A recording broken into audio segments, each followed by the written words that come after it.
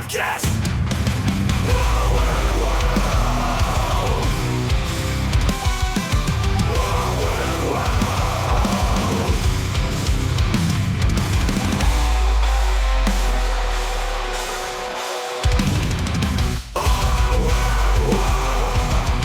Welcome to Our Weird World. I'm your host, John Henson, and this is episode 301.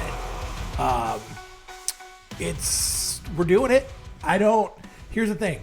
I have not technically recorded episode 300 yet, so I don't know what I did.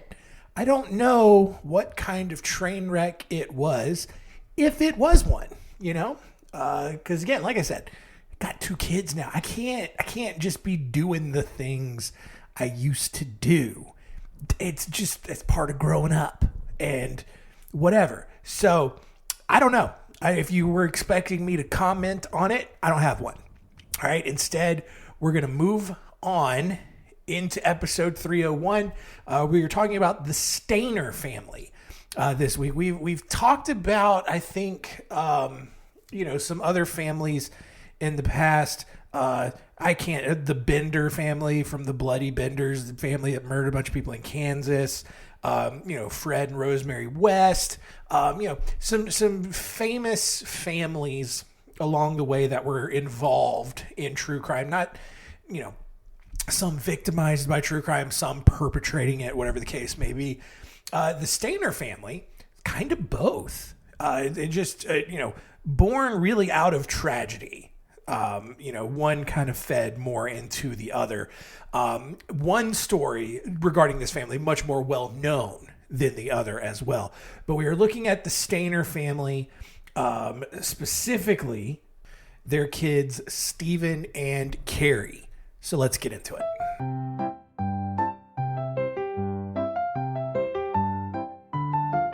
Story time. Story time.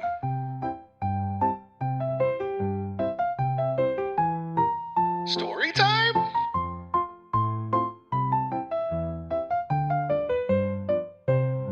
Story time. So we'll actually start not with Stephen or Carrie Stayner, but with Kenneth Parnell, because he's a central figure in this story. He was born on September 26, 1931 in Amarillo, Texas. The Parnell family soon moved out to Bakersfield, California, which during the Dust Bowl and the Depression was not much better than, Amarillo, Texas, probably the same place almost. After Parnell's father abandoned the family, Parnell spent time in and out of juvenile halls and mental institutions. In 1951, when he was 20, Parnell was arrested for molesting a boy and impersonating a police officer after buying a fake sheriff's badge at an Army-Navy surplus store. Which, and again, I've brought this up so many times. Why do we have military surplus stores that just sell stuff to civilians? That seems very problematic, right? For a variety of reasons. But also, part B to this, why is an Army-Navy surplus store selling fake law enforcement badges? All right. I don't know. Either way, it's ridiculous. Parnell was given a 4-year prison sentence for molesting this kid, where he then made a successful escape attempt, but was quickly recaptured. According to Parnell, the only reason he molested the boy in the first place was because his wife was pregnant and he needed, quote unquote, another outlet. So your other outlet isn't jerking off incessantly into all of your socks or whatever you do. It's not going out and hiring a prostitute. It's not even going out and having an affair with someone. It's not even, and I'm not saying this is okay, but it's not even going out and raping another woman. It's molesting a little boy. That's where you went after all. Sure. Okay. Anyway, I just want to point out, of those possibilities that I mentioned, most of them probably fine. A couple of them not okay. All right. I'll let you decide which ones are okay and which ones aren't. But beside the point, following another short prison stint in Utah for armed robbery, Parnell abducted 7-year-old Stephen Stayner on December 4th, 1972. So now we are into the Stayner family saga, right? Parnell took Stayner to his cabin in Cathy's Valley, California, which just so happened, which is crazy coincidence, because, and maybe this is, maybe it's not a crazy coincidence. This is probably how he initially like saw Steven Stayner to begin with, but his cabin in Cathy's Valley, California was in, sight of Stayner's grandfather's house. So that's probably where he saw him initially, and then just started stalking him, I guess. And just because he loved molesting boys so much, he's like, oh yeah, well, that little kid will do. Anyway, he told, this is how he did it. So obviously the first time he got first time he got arrested for molesting a boy, he was basically posing as like a fake police officer and, doing whatever, he would do there. In this instance, he told Steven Stayner that his parents could no longer afford to keep him and that the court had granted Parnell custody, which, okay, like just some random guy's going to come up to you and be like, oh yeah, your parents said they couldn't afford you anymore and the court has now put me in charge of you. That's a 7-year-old is not going to understand any of that. But apparently Steven did, and he went along with it. Parnell then began calling Stayner Dennis rather than Steven, and actually began treating him like his own son. And by son, I obviously mean repeatedly molesting him. And I just want to point out, that is not how I would treat my son. I feel like, as I was saying that previous sentence, out of context sounds super bad, right? But that's what we like to call a misdirect in the biz. I do it quite often on the show. I'm really backed into a corner here because I need you to understand that that is not how I treat my sons. Okay? I think that's weird. I get weird changing their diaper because I don't even like looking at it. It's weird. All right?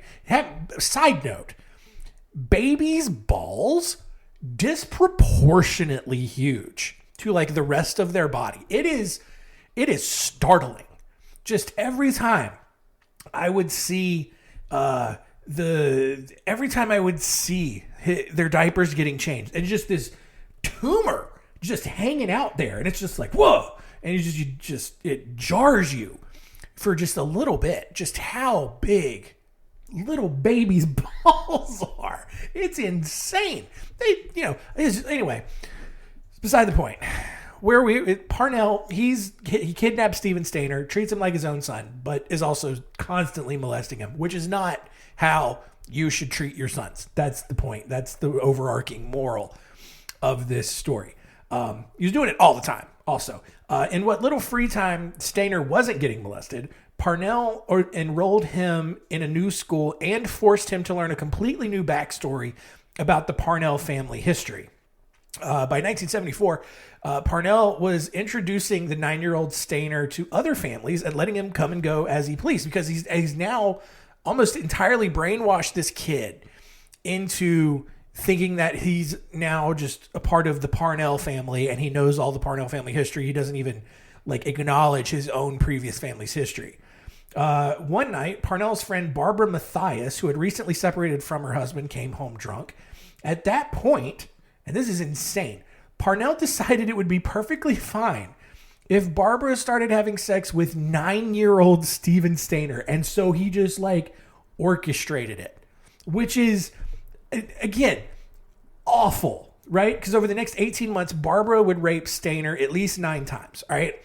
And this is one of those weird, like, would you rather questions, because it's like, would you rather, as a 9-year-old boy, have this dude molest you all the time, or have this older woman?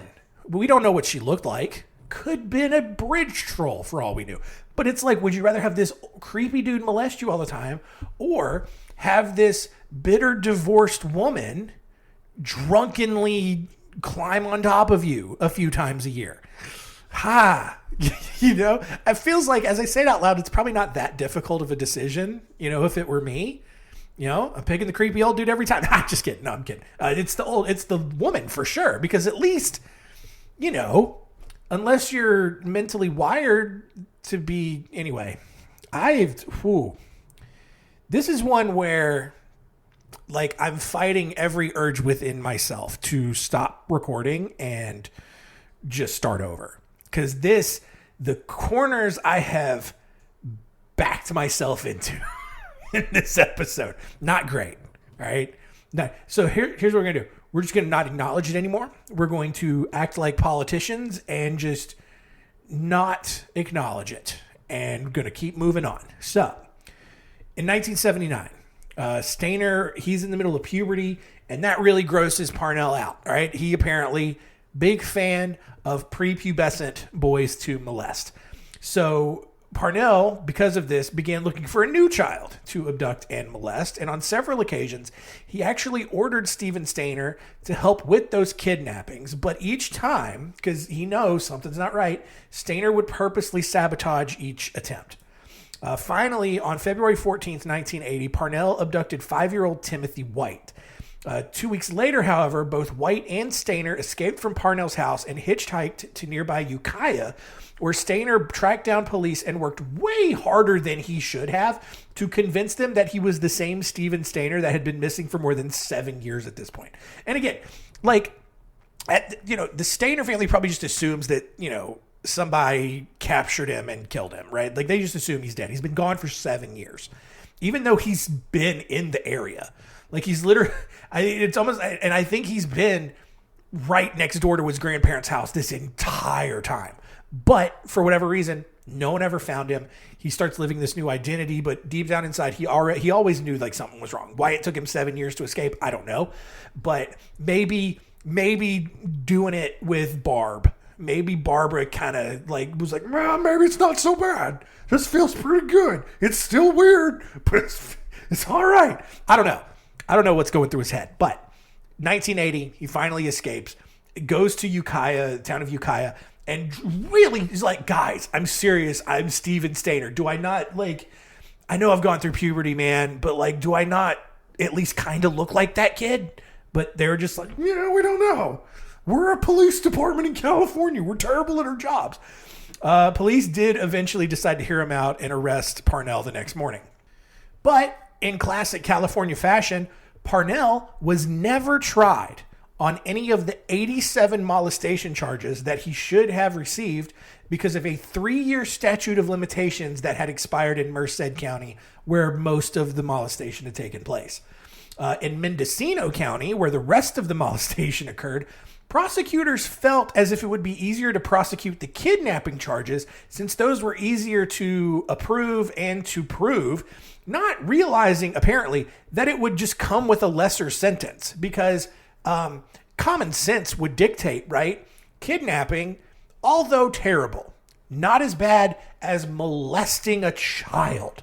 But in California, I don't know. And then so that's what they went with. And in the end, Parnell was only given a 7-year prison sentence for both kidnappings, while several of his accomplices received lesser sentences. Stephen Stayner would then, for the next, 9 years or so, kind of try to live a normal life.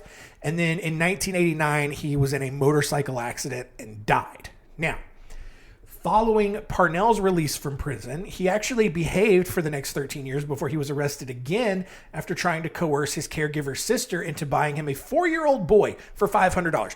4-year-old boy, I'm just going to buy a kid for $500. Where are you going to get the kid? I don't know. Anyway, he initially requested a boy with a quote-unquote clean rectum, gross, but also impossible, and then paid $100 in advance for the birth certificate of this kid. What is going on? It's California, sure, but also it's probably everywhere. Police were quickly made aware of this plot and arrested him on January 3rd, 2003. And thanks to California's 3 strikes law, Parnell was sentenced to 25 years to life in prison, where he died on January 21st, 2008. So, look, I'm all for 3 strikes law in a lot of cases, but those were 3 gigantic strikes on this dude. Like, the first one should have just counted as 3 strikes, but whatever. Anyway, I don't run the criminal justice system, and it's probably a good thing. Now, I did mention Stephen's brother, Kerry, all right? And, Stephen Stayner's abduction, much more publicized on the Stayner side of the family, but he did have a brother, Kerry. Carey was born in Merced, California on August 13th, 1961. He was 11 years old when Stephen was kidnapped. So he was 4 years older than Stephen. Stephen's kidnapping absolutely devastated Carey. Not because he lost his little brother, but mostly because he now felt less important while his parents spent the next 7 years grieving over their loss. And to a degree, I get it, right? Like, you know, anyone who's grown up with siblings, right? Like, imagine one of them gets kidnapped or worse, killed. And then for the next forever, essentially, and especially in the first couple of years after it happened, you probably feel less valued as a child because your parents and your family, and I mean, and especially with Stephen Stayner's case, there's probably a ton of media attention around this. You, as the surviving sibling, probably feel so unimportant and so unloved that it probably messes with your psyche a little bit. And like that's an unfortunate side effect of a lot of these things that happen too. It's like we only think about the victim and then like the immediate like spouse or parents, but then we don't really think about the siblings or extended family that much. And so Carey, he's going through it. All right. Like everybody's grieving the loss of Stephen, and Carey's like, yo, dog, like I'm still here. Like you still have a kid. So like I don't see the big deal. Like, yeah, it's sad for sure. I'm going to miss him, but like, I'm still here, you know, but whatever. When Stephen then reappeared, to make this worse, Carey felt even more invisible because now everybody who thought that Stephen was dead is like, oh my God, he's alive. Oh, we love you so much. We missed you. We want to just be around you all the time. And then Carey's over here like, guys, I've been here for the last 7 years. You didn't want to hang out with me. I just barely got a birthday party. What are we? And so I feel bad for him in that regard. Because again, but this is just like one of those situations like you can't, there's probably not a right way to perfectly handle this. So I get it. Following Stephen's death in 1989 and the death of his uncle Jesse, who Carey claimed to have molested him shortly after, you know, Stephen's disappearance, because he's probably just trying to get in on it. And maybe he did get molested by his uncle. We don't know. Carey then tried to attempt suicide, and he's had enough. And again, I kind of get it, right? He just probably feels like no one loves him. And again, it's probably, you know, I think if we look at it objectively, he probably still got plenty of love, probably got plenty of attention, but it just probably didn't feel the same because of all, you know, the entire circumstance around it. Well, he attempted suicide, failed.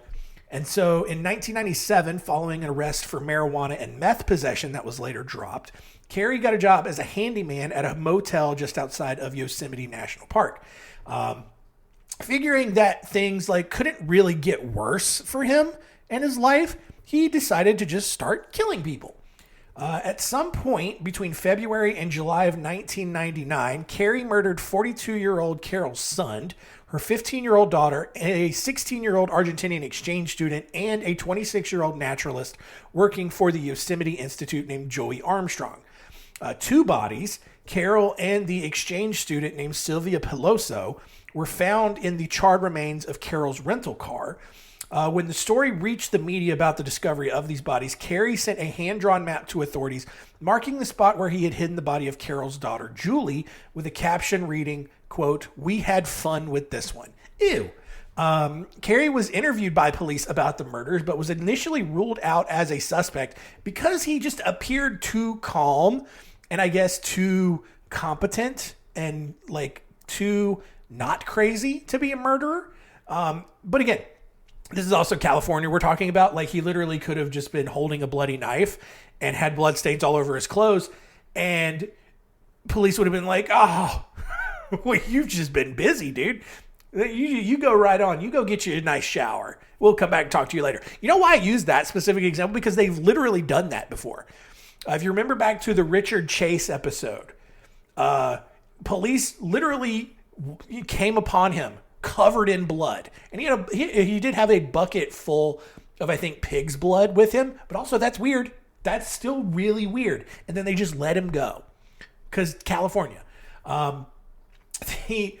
So they ruled him out as a suspect. And then when Armstrong's body was found, witnesses told police that they saw a blue International Scout SUV outside of the cabin that this woman had been staying at. Police traced this vehicle back to Carey, who was eventually tracked down at a nudist resort more than 100 miles away. Carey quickly confessed to everything, all of the murders, and revealed that he had been fantasizing about killing women since he was 7 years old. As part of this plea deal, Carey pleaded guilty to the murder of Joey Armstrong and was sentenced to life in prison. He pleaded not guilty by reason of insanity to the other murders, citing his family's history of mental illness and the sexual abuse that he and, Stephen had suffered. Despite being diagnosed with obsessive compulsive disorder, mild autism, and paraphilia, Carey was found guilty anyway and given the death sentence. As I record this, he remains on death row at San Quentin.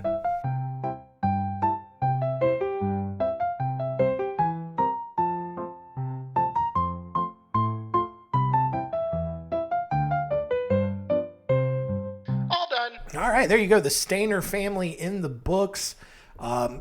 Really unfortunate story. Again, I don't know necessarily that, assuming everything that Carey said was true, right? Like he had been fantasizing about murdering women since he was 7 years old.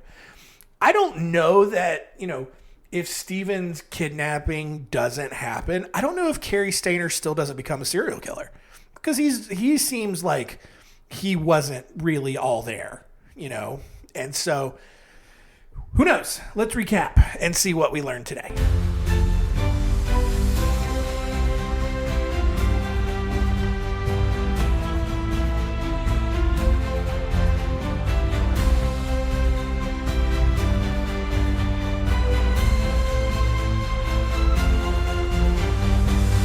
What did we learn? Number one, Stephen Stayner kidnapped when he was 7 years old by Keith Parnell, even though he was just like, Parnell lived basically right down the street from their grandparents' house.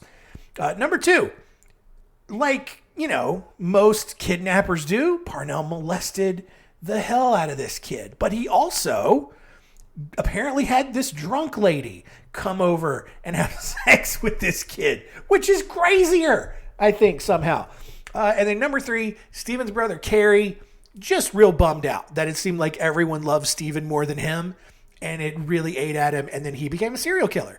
And maybe he would have done that anyway. I don't know. But just crazy that, both of those stories happened in the same family.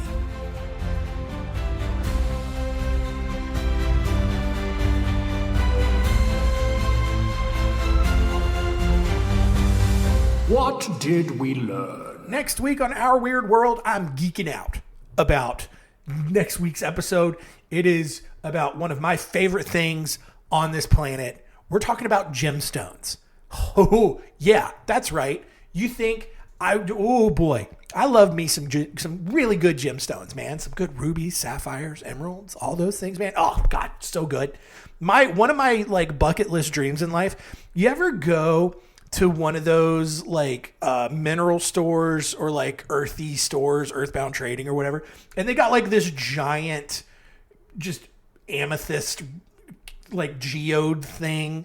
It's green on the outside, and then it's opened up, and there's just all this amethyst inside of it. They're $2,500. It is my dream in life to own one of those, and that's when I get FU money. It's never going to happen. I don't even want it. I don't want it practically unless I'm a multimillionaire. Then I'm going to get one because why not? But next week, we're talking about gemstones and things that have happened to people around gemstones. We're going to look at the stories of Jack Rowland Murphy and James Marshall, as well as the Pearl of Lao Tzu and the Bahia Emerald. I feel like a lot of you rolled your eyes and didn't care about next week. It's actually going to be pretty interesting. All right. It's true crime. It's still true crime, you guys. It's a theme. And so I'm going to have fun with it. So come back or don't. I don't care. That's it. Thank you so much for continuing to listen. Keep telling all your friends and keep it weird.